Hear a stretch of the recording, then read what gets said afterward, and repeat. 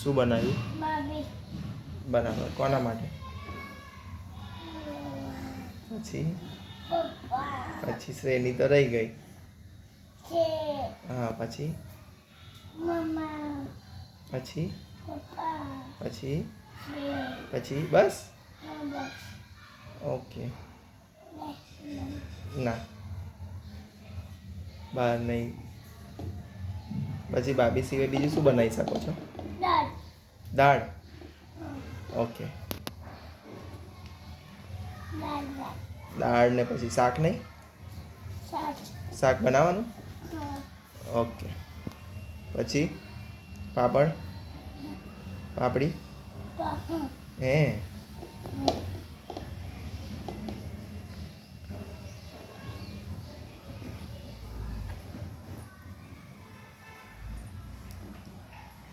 happy